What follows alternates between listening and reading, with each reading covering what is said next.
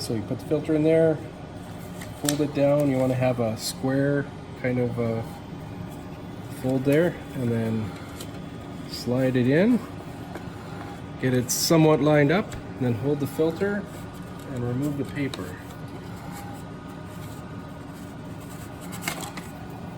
And the filter, if you do it right, it's perfectly lined up. That's it.